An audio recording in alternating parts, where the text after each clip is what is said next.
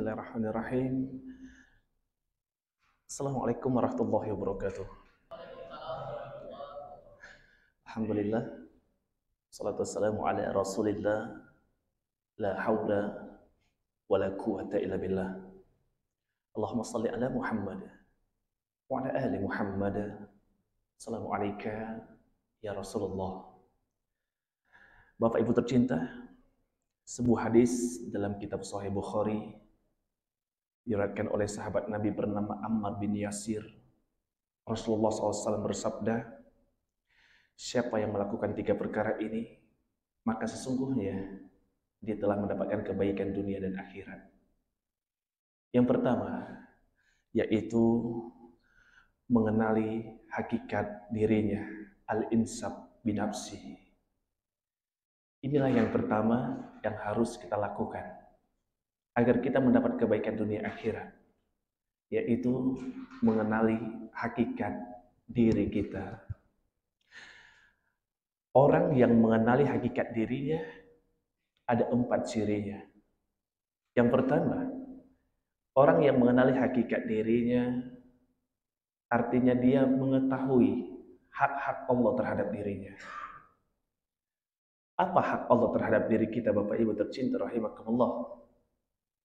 Maka suatu ketika Rasulullah Muhammad SAW mengatakan kepada Mu'adz bin Jabal, sahabat Nabi, wahai Mu'adz, tahukah engkau hak-hak Allah akan setiap hambanya? Maka Mu'adz bin Jabal menjawab, Allah dan Rasulnya lebih mengetahui. Maka Rasulullah bersabda, hak Allah akan setiap hambanya adalah menyembahnya dan tidak mensyirikkan Allah terhadap sesuatu apapun. Itulah hak Allah terhadap kita semua hambanya, yaitu menyembah Allah dan tidak memperserikatkan Allah dengan Tuhan-Tuhan yang lain. La ilaha illallah, tiada sesembahan selain Allah. Selama ini kita menganggap bahwa arti dari kalimat asyhadu an la ilaha illallah wa asyhadu anna Muhammadar Rasulullah adalah aku bersaksi bahwa tiada Tuhan selain Allah dan aku bersaksi Muhammad adalah utusan Allah. Itu adalah makna syahadat mu'allaf. Itu adalah makna syahadat orang yang baru masuk Islam, yaitu aku bersaksi bahwa tiada Tuhan selain Allah. Kita kan tidak mu'allaf lagi. Kita sudah mendalami Islam, kita sudah belajar Islam, kita sudah banyak mengamalkan Islam. Maka makna syahadat tidak lagi tiada Tuhan selain Allah. Akan tetapi lebih daripada itu. Ketika aku meminta, aku hanya meminta kepada Allah. Ketika aku minta tolong, aku hanya minta tolong kepada Allah. Ketika aku kesulitan, aku hanya minta kemudahan dari Allah. Ketika aku ditimpa sebuah masalah, aku hanya minta penyelesaian masalah dari Allah. Ketika aku ditimpa sebuah kesempitan hidup, aku hanya meminta kelapangan dari Allah. Lebih dalam daripada itu makna dari syahadat. Maka orang-orang yang mengenali hakikat dirinya adalah menyembah Allah dan tidak memperserikatkan Allah dengan sesuatu apapun.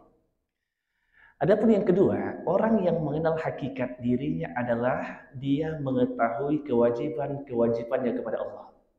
Bapak Ibu, apa kewajiban kita kepada Allah?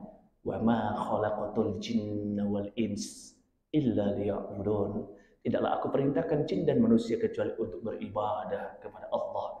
Tentu saja ibadah ini ada 2, melakukan apa yang Allah perintahkan dan meninggalkan apa yang Allah larang. Itulah kewajiban kita sebagai hamba Allah. Yang ketiga, orang yang mengenali hakikat dirinya, dia tidak hanya menjalin hubungan kepada Allah karena diatur hablum minallah wa hablum minan nas. Orang yang mengenali hakikat dirinya menyadari bahwa dirinya ini tidak bisa hidup sendirian. Kita selalu bergaul dengan orang di sekitar kita, tetangga kita, saudara kita, ayah kita, ibu kita, anak kita, istri kita, dan keluarga kita. Artinya, orang-orang yang mengenali hakikat dirinya adalah orang yang mengetahui hak-hak orang lain terhadap dirinya. Apa hak orang lain terhadap diri kita, Bapak Ibu? Hak orang lain terhadap diri kita ada 2. Yang pertama adalah orang lain aman dari kejahatan tangan kita. Apa kejahatan tangan kita? Mengambil hak orang lain. mengambil atau tidak memberikan hak orang lain, menzolimi orang lain, jahat kepada orang lain, menyakiti fisik orang lain, maka orang yang mengenali hakikat dirinya adalah orang yang mengetahui hak-hak orang lain terhadap dirinya. Adapun yang terakhir, orang yang mengenali hakikat dirinya adalah orang-orang yang mengetahui kewajiban-kewajiban dirinya kepada orang lain. Selain kita tahu apa hak-hak orang terhadap kita, kita harus tahu. Kita juga harus tahu apa kewajiban kita kepada orang lain. Apa kewajiban kita kepada orang lain? Jika dia seorang anak, wajib berbakti kepada orang tuanya. Jika dia seorang istri, wajib berbakti kepada suaminya. Jika dia seorang ayah, wajib menafkahi anak istri dan keluarganya. Jika dia seorang pimpinan, wajib memberikan keadilan kepada anggota-anggotanya. Jika dia seorang presiden, wajib untuk mensejahterakan rakyatnya. Hadirin yang Allah cintai, maka dari itu orang-orang yang akan mendapatkan kebaikan dunia akhirat adalah yang pertama, orang yang mengenali hakikat dirinya. Rasulullah bersabda, man arafa nafsahu faqad arafa rabbahu. Orang-orang yang mengenali dirinya, sungguh dia telah mengenal Rabbnya.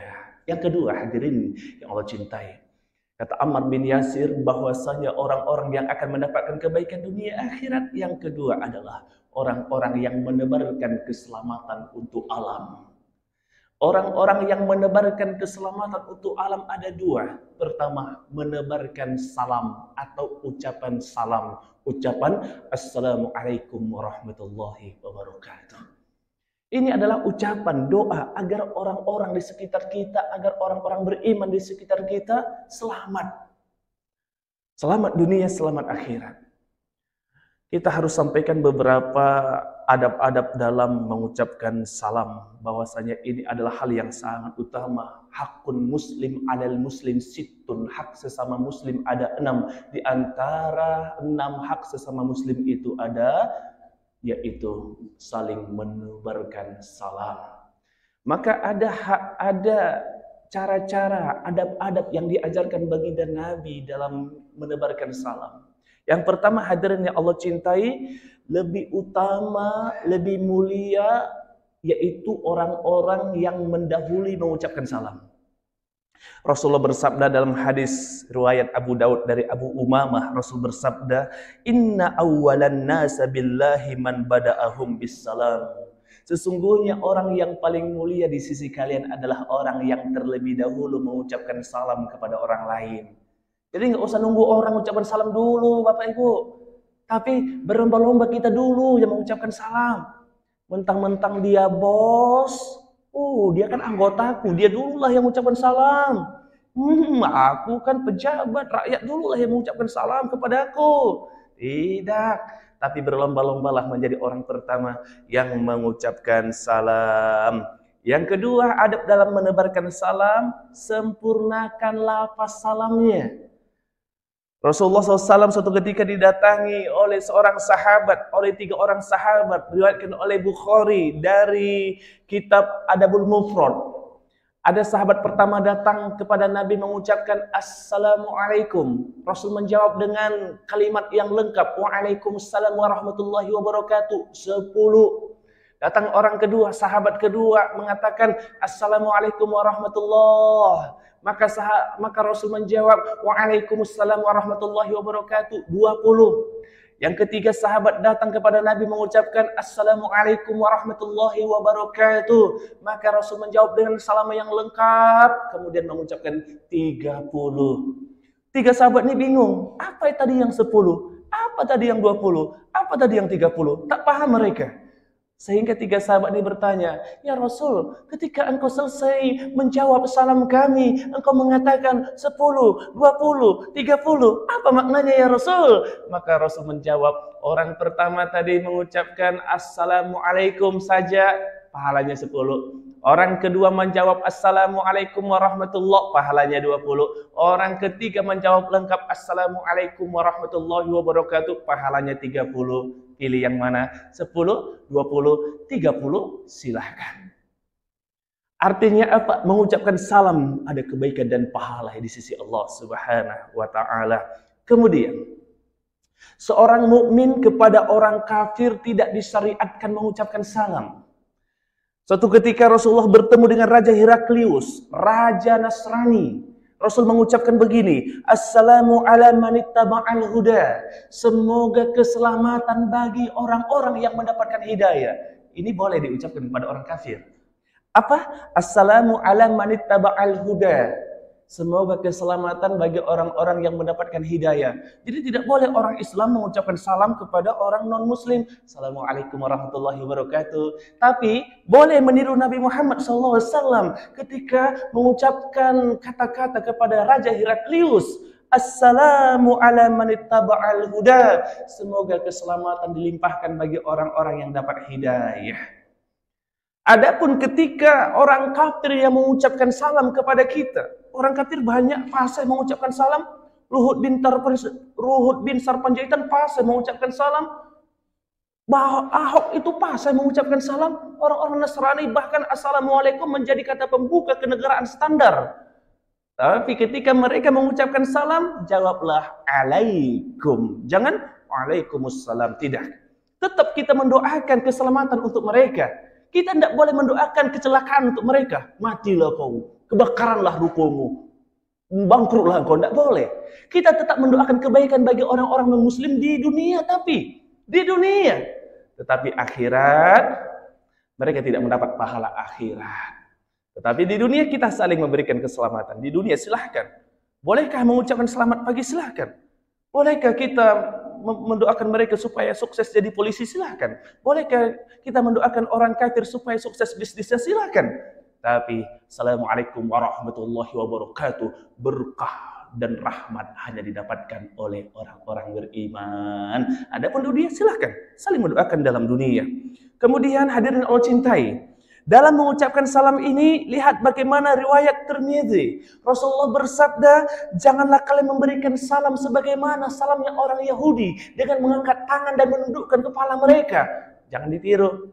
Kita kan kadang-kadang udah kayak orang Yahudi kita. Menyapa sesama muslim, ya duluan ya. Mana salamnya? Pakai salam, Assalamualaikum, duluan ya. Mantap. Jangan, Assalamualaikum, ya. Halo, iya. Itu bukan salamnya orang Islam. Itu salamnya orang Yahudi. Apalagi menundukkan kepala. Misalnya jumpa sama muslim.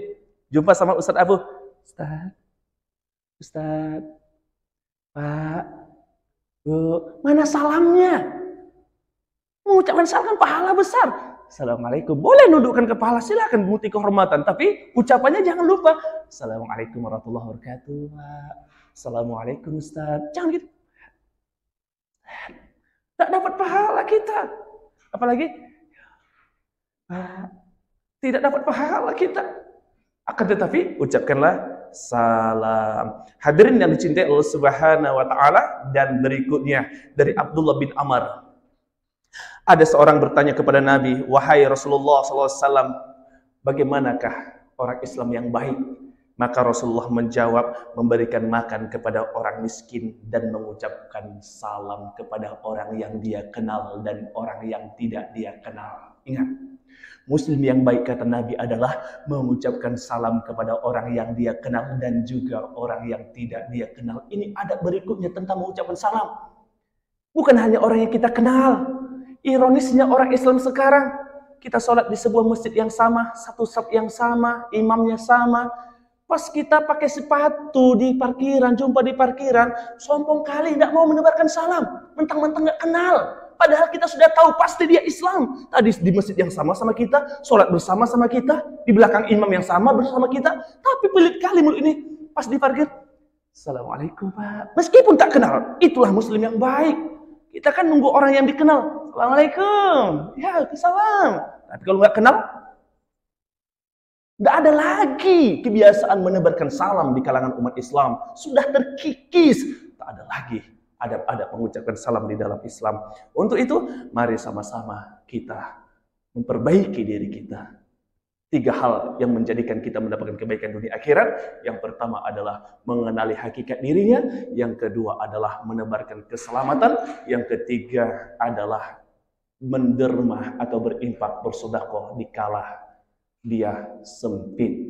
Mudah-mudahan kita semua adalah hamba-hamba Allah yang mendapatkan kebaikan dunia akhirat. Amin. Ya Rabbal Alamin. Subhanakallahumma rabbana wa bihamdi. Asyhadu an la ilaha illa anta. Astaghfiruka wa atubu ilaik. Assalamualaikum warahmatullahi wabarakatuh.